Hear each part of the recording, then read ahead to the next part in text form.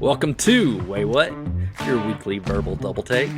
This is a rabbit hole podcast where a couple of old guys do moderate to shallow dives into various topics, ranging from true crime, paranormal, sports, pop culture, or anything else that we find interesting. We drop episodes every Tuesday and on Fridays if we feel like it. You can follow us on Facebook, X, and TikTok. We appreciate you joining us. And now that we got all this self-promotion stuff out of the way, here we go. Hey. Welcome again to another episode of WayWut. My name is Darrell, and I will be the head host today. And here I am with the guy that prank calls ET's home, Jason. Yeah. It's interesting. You need to leave him alone. He was obviously a mentally challenged alien. He was all white and ashy. Yeah. Well, I'm going to start today off with what I'm referring to as a pessimistic rant. So But you're an optimist, Darrell. No, I am not. You know that. I know. I'm right there with you. Nah, you're more optimistic than I am. Just talk to my wife. Okay. All right. Well, whenever you watch movies, or whenever we watch movies, whoever, we typically get all sorts of like aliens and monsters. Some of them want to kill everyone or conquer the earth, or some of them just want to be our friends. If you want good aliens or bad aliens, good Bigfoot or bad Bigfoot, or even mean vampires or sparkly vampires, there is a movie for you. You have options. In real life, the majority of people seem to lean towards things like Bigfoot and aliens being good at best and benign at worst. And when I mean by like the majority of people, I mean like the majority of people that are like always talking in that stuff. Crap. Yeah. I don't mean like, if you polled every single person in the world, they'd have like some opinion on Bigfoot's demeanor. I'm talking about like the people you see on TV saying, I'm looking for Bigfoot. Yeah, first they have to believe before they could give an opinion. There are some alien believers that believe we're being infiltrated or that we're even already taken over. And there's even a few, just like a handful of Bigfoot stories where he's portrayed as a scary beast.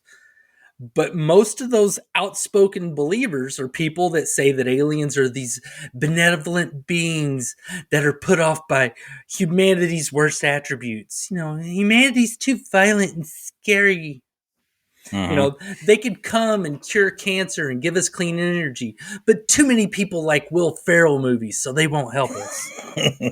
Well, it's true. There's not that many people. You're the only one. A lot of these people are also, the crazy. That's judgmental. A lot of the believer people also believe that Bigfoot is like this big, giant, fuzzy vegetarian that befriends all the creatures of the forest like a Disney princess. It all matters what channel you're watching. Yeah, it does, because, it's the ones that are like, oh, we want to go out there and find him. He's a peaceful being. I'm a firm believer that most people suck. You don't take in as much true crime content as well as research it and think that people are great. Yeah. Just because aliens are smart enough to make flying saucers and walk around naked does not mean that they will be nice. No. If anything, it makes them more likely to be bad. You don't explore the galaxy to save random planets or make the universe a better place. True. You're looking for something.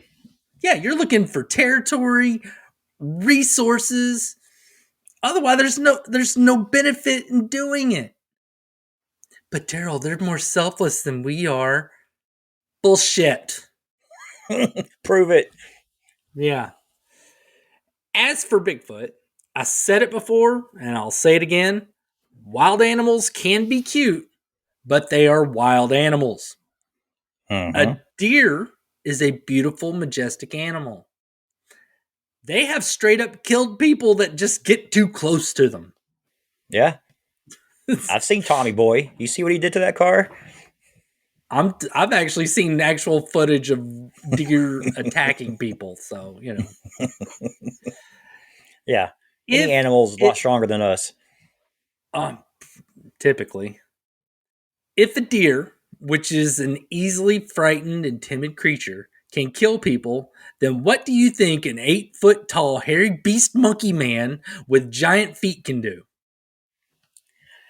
Very true. All right. I get wanting to go into the unknown with optimism and an open mind. And that's great if you don't care if you live or die. Personally, I'm not going to walk towards an alien with open arms hoping to be the first human to hug an alien. I'm also not going to be dumb and attack them. I mean, that's just as stupid.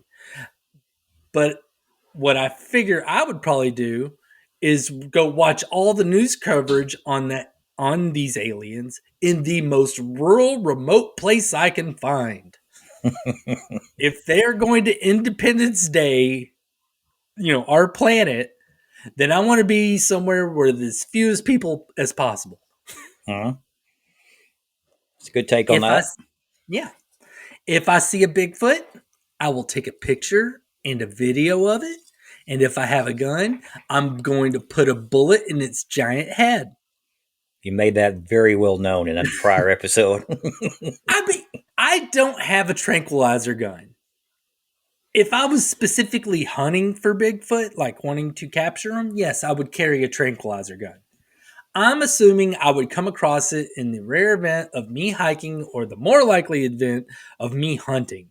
Yeah, very And rare you hacking. I'm not going to walk away from that story you know, with nobody believing me. I will drag that giant hairy carcass back just so that people are like, "Oh shit, he's for real. He's not lying." And then he'll be all like spread out on my living room floor like this. Would it be on his back or on his stomach? On his stomach, just like a bear rug. Okay, just making sure. Yeah. On that note, if I do come across anything like that, I'm going to be as public as possible. If the government is going to disappear me for letting out their little secret Bigfoots or secret aliens, then everyone's going to know. I'm Mm-hmm. going to live stream every moment of my day until I'm sure that I'm not going to be erased. Just absolutely, would go online and see me pooping because I'd have to keep a camera on me at all times just so that they could see the government assassin take me out. So you might be asking yourself, why is Darrell ranting about something so weird? No. Well, we all know that I like to talk about weird volcano mountains that have things to do with aliens, and there just happens to be another one. This Ooh. one is Mount Adams.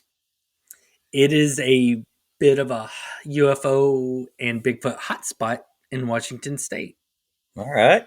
It's also absolutely full of those people that think that any aliens coming here are full of positive energy and vegan cookies. They know they're sinister. Yeah. Well, Mount Adams, as I just said, is an active volcano. It has not erupted in over 1,000 years. It is the second highest peak in Washington at 12,307 feet. It was named after the second president, John Adams, and is only about 35 miles away from Mount St. Helens. You remember Mount St. Helens, the one that blew up in like 1980 and killed some people? That Yeah, one? it was a big one. Before it was Mount Adams, it was called Pato or Klickitat. Oh. by the Native Americans in that area. There are many legends about the mountain, most making it a godlike figure that is in love or loved by other mountains, such as Mount St. Helens, because uh, the Indian folklore I came across kept saying that these mountains were in love with each other. So that was kind of sweet and weird. The one that stood out the most to me was the legend that a thunderbird named Inupla, Inupla lives on Mount Adams. This marks our first cryptid on Mount Adams. According to Native American legends, Inupla, okay, whatever, would terrorize the people around the mountain until Spilyi, the coyote god, came along and whooped the Thunderbird's ass. Oh. Yeah, I'm sorry for anybody out there that speaks whichever Native American tongue those were taken from, but my tongue is not trained to do things like that. It's very odd pronunciations. It's not easy. Mm-mm. Fast forward a handful of centuries, and in 1830s, a guy named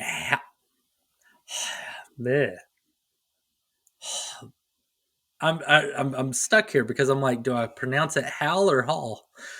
It's spelled Hall. I'll call him Hall. Hall Yeah. Kelly began a campaign to rename the Cascade Mountain Range to the President's Mountain Range. He wanted to rename the major mountains after all the presidents that we'd had up to that point. Okay, I like that idea. Yeah. After some screw ups and map mistakes, they eventually named the mountain Mount Adams in 1853. They kept saying, okay, we're going to name this mountain Mount Adams, and they never were getting it right. And so some other mountain ended up with that name, and that's how we got it. Which was followed by its first recorded ascent in 1854 by Andrew Glenn Aiken, Edward J. Allen, and Andrew J. Burge. So, 3 guys. Today, Mount Adams is within the area of Gifford Pinchot National Forest. There you can hike, camp, or go on a tour to look for Bigfoot. Yes, there are companies that will take you into the woods where you can look for Bigfoot. They don't play either because you get to set up trail cams, learn tracking, learn how to plaster cast footprints, and you get to fly drones around to look Cool. for Bigfoot. It's pretty admirable because if they sold you on the idea that you'd see Bigfoot, it would seem like a scam. If they sell you on the idea that you'll look for Bigfoot, but then do all that other cool stuff, then it seems like you got a pretty good deal. Yeah. It's like, yeah, I paid somebody however many hundreds of dollars, but they taught me how to track and they let me fly. You got a cool something drone. out of it. Yeah. Instead of following somebody around. So, unlike Jason, I'm not going to go over in any of the many Bigfoot sightings from the area. 2. I went over 2. No. If you listen to Jason's Cattle Lake episode, then you know how I feel about people's Bigfoot testimonials. Yes. They're It's a nonsense. touchy subject. Yeah. What I will go over is one kind of odd and funny Bigfoot search goof. I guess is the best way I can describe it. Okay. On September 22nd, 2000, 12-person expedition went on a 7-day expedition in the Gifford Pinchot National Forest looking for Bigfoot. They hiked through the forest to various areas that are known for Bigfoot sightings. But they weren't just looking, they were also trying to entice Bigfoot to show himself or itself. They would put out fruits and peanuts at various Peanuts? at various baiting sites that they would monitor. Keep in mind, most people that really love Bigfoot are insistent that he's a vegetarian. So I've just never heard peanuts ever. Don't they watch beef jerky commercials? I vegetarian vegan Bigfoot doesn't play with jerky.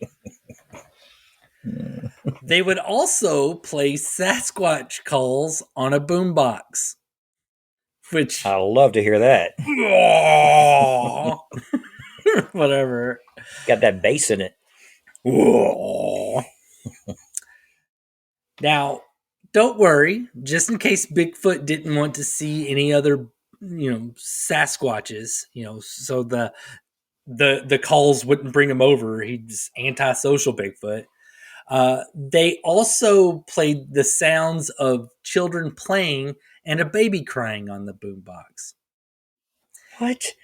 I understand that they did this because they believe that Bigfoot is a shy, peaceful creature that would either want to rescue the baby or watch the innocent children playing. Which They're first describing the has me wrong person. wondering, what was that? They're describing the wrong type of person. I was kind of wondering if Bigfoot's like some sort of registered offender. But that aside, have they considered what if they're wrong about Bigfoot?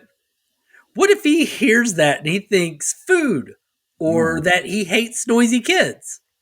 That seems like a good way to have a giant monkey man beat you to death. On top of that, what if he starts associating baby cries and kids playing with groups of adults that keep following him? Some poor kids or a baby is going to end up stomped to death by Bigfoot because he's getting assaulted with baby and kid noises in the woods. Mm-hmm. According to them, their baiting worked Oh, okay. and no one got squished in the process. They found an impression on the ground where a Bigfoot had been laying. Okay. Yeah. According to their press release on October 23rd, 2000, the impression showed his left forearm, hip, thigh, and heel. They used 200 pounds of plaster and created a cast of the impression. The A lot of damn dimension, plaster. yeah, the dimensions of the parts visible in the impression indicated that its body was 40 to 50% larger than that of a 6 foot tall person. So about 9 feet tall. Furthermore, they were able to collect hair with characteristics that are similar to other alleged Bigfoot hairs. Okay. That's something that they could compare to. Yeah, Okay. You got me?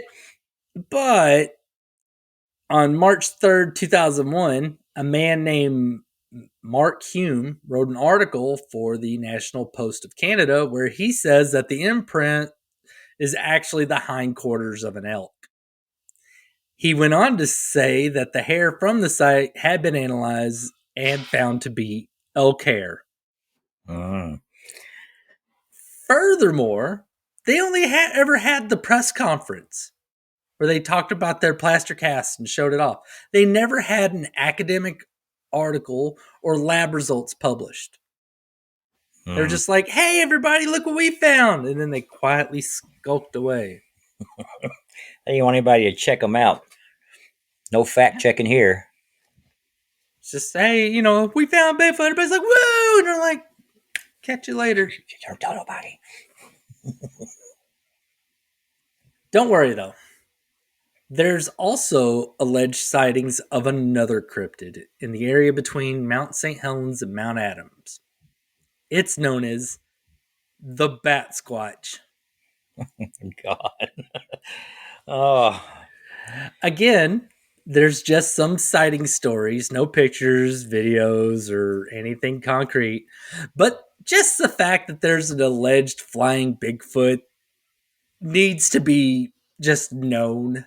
I just want to make sure that people are aware out there that somewhere in Washington there is a flying Bigfoot, Just add allegedly. wings to anything. It makes it more terrifying.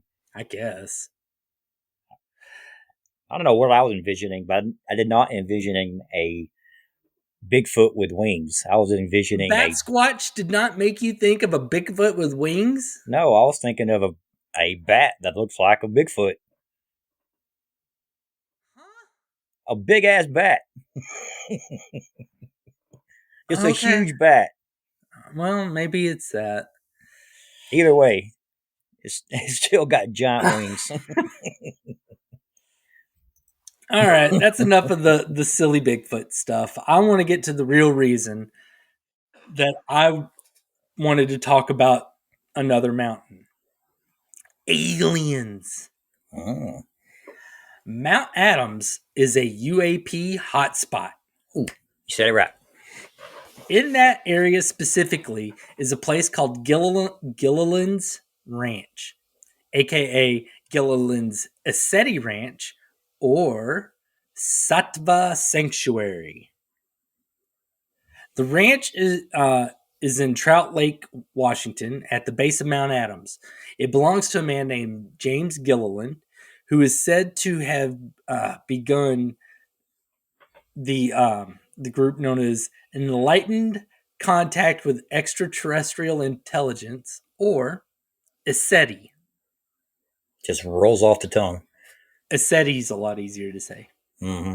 Since 2003, this ranch has hosted UAP/UFO sighting events. James has claims to have seen alien ships almost every night. The cool thing about this one is that there are plenty of pictures and videos to accompany his claims.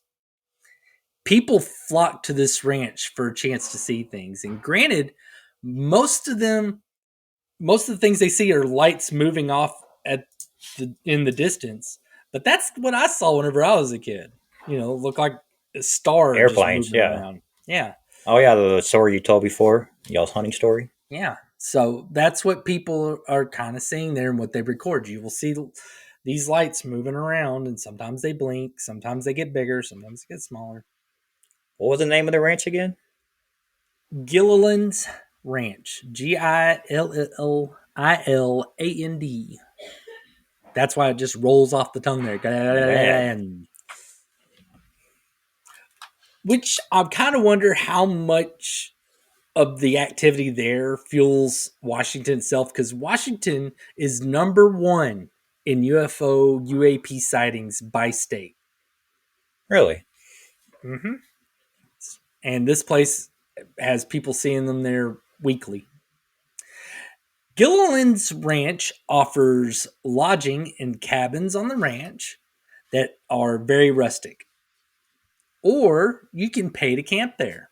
I've watched videos of people that stay there to see UAPs, and what's really funny is the people that they meet while they're there.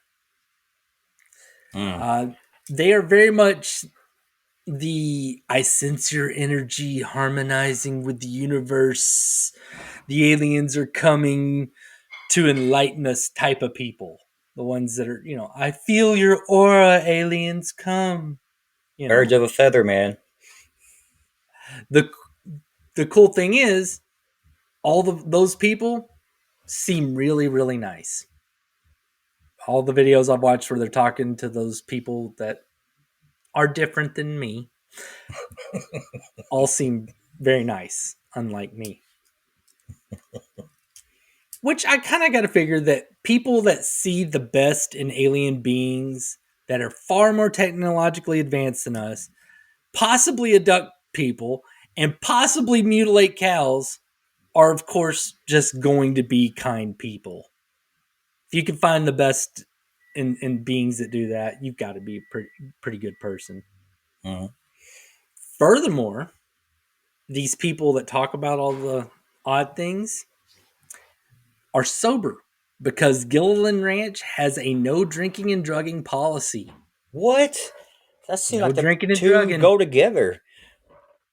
Go drink Nope. and look at He UFOs. wants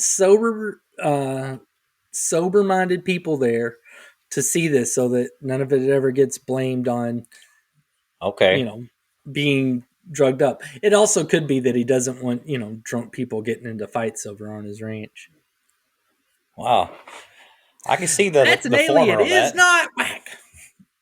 That makes a lot of sense, though. If you're trying to prove alien life, you want to have people there that are clear headed. You can't have a story that goes, I was so drunk, but I saw these aliens. I did read an account of someone who actually went to the ranch. And first, they said that James Gilliland, the owner, was really, really nice. He came out with all the watchers with his night vision goggles on, and he would help point out various odd aerial phenomena throughout the night. Essentially saying, here, look at that light there. That one's moving. According to the writer, some of the lights pulse. Some would start to dim out and then get brighter. Others would start out small and get larger. She wasn't willing to commit to any of them being aliens, but she definitely was like, okay, I saw some stuff. I don't know if it's spaceships or not. Kind of like me. Unexplained. Yeah, she just knows that she saw distant lights in the sky doing things that she's never seen lights in the sky do before. She was also talking about how he let her play with his night vision goggles, that she got to sit there and walk around and look through them for a while. That's So, cool. cool dude. My final conclusion, if I'm ever in the area of Mount Adams, then I'll check out Gilliland's Ranch. And if you yourself want a pretty solid chance of seeing something that you might not be able to explain in the sky, it sounds like it's an actual solid bet to go there. I mean, if you don't believe me, just hop over on YouTube. There's plenty of video, and if there's more pictures, if you look. Yeah.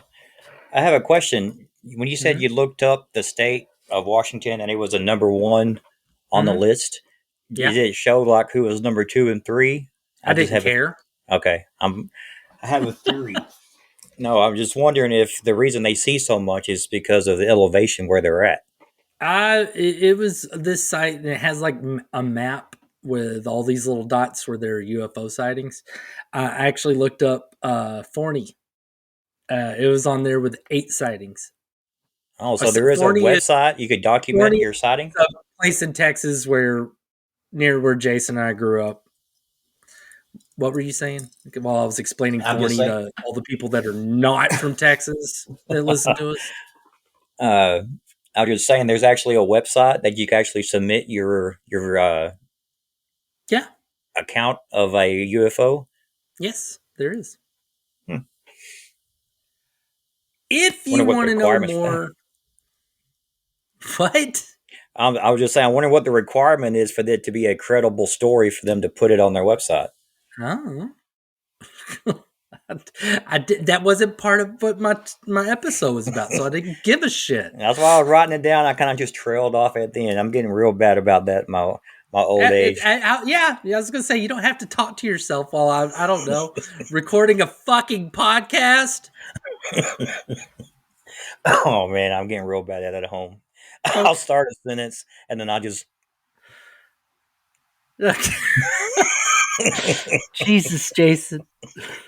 It's bad. It's friggin' bad. Oh god. If you want to know more about Gilliland's Ranch, you can actually hear it from the horse's mouth, James Gilliland. He has a radio show slash podcast thing called As You Wish Talk Radio. You can download episodes, listen to him talk about things like aliens, Bigfoot, and other dimensions and other, you know, stuff like that. That's cool. Yeah. Um, I'm going to round this episode out with a bit of reality. We've talked about some fantastical stuff and stuff that people may not believe in. So I want to grind this episode into some just concrete reality. I have made it clear in past episodes that I am cautious about volcanoes. Historically, Mount Adams has been one of the least monitored volcanoes until October 2024. So not that long ago. Historically, Mount Adams might experience an earthquake every few years, but in September of 2024, it experienced 6 earthquakes that month. Yeah. Scientists reacted by adding some temporary sensors to accompany the one permanent sensor that they keep in the Mount Adams area. According to the United States Geological Survey, Mount Adams is considered a high-risk volcano. Oh, no. This means that they consider it a volcano with high potential to threaten people and property. Mount Adams is the largest active volcano in Washington, even bigger than its neighbor, Mount St. Helens. Its last eruption was between 3,800 and 7,600 years ago. Furthermore, it's thought to be rarely explosive, just more oozy. Kind of like, a boil? Well, I mean, the way what I think of it like is when I went to Sicily, whenever I got married and I went to Sicily, Mount Etna is a volcano. It erupted while I was there. We're sitting there watching the volcano, and you just see all this white smoke coming out, and all of a sudden the white smoke turned dark gray. And we're like, huh. And the lady's like, oh, that's not good. Well, it's good for the grapes, but it's not good for us. But yeah, I think it's that kind of eruption. Oh, the USG USG smoke. Maybe more oozy, like it'll just like spurt out instead of like blow up like St. Helens did. Mm. USGS stated that they do not feel that there is any cause for concern and their alert level is normal. They figure it's a volcano doing volcano things. That's not a good thing. As for me, I think I might not go to Gilliland's Ranch to see aliens or Mount Adams or to look at Bigfoot, because I have no desire to watch a volcano that hasn't erupted in a couple thousand years that they say won't explode possibly explode. Again, I will stay home and I will watch it on the news. Yeah. I've been near an erupting volcano once, and it was cool because Mount Etna is a nice, chill volcano. I don't want to go near one that may not be chill. Because Mount Etna didn't make any earthquakes while I was there. But anyways. No, the likelihood of you getting swallowed up by that volcano at home is 0. The likelihood of it happening there is greater, no matter what. Yeah. It is greater than 0. That is correct. So, yeah, good point, Jason. Thank you for helping me, justify my fears. Yeah. Well, that's going to do it for today's episode. Join us next time, unless Jason is abducted and probed by Bigfoot. Please, I hope that doesn't happen. You never know. If he's not, being used like a sock puppet by Bigfoot, he'll tell us some things that'll make us say, WayWut?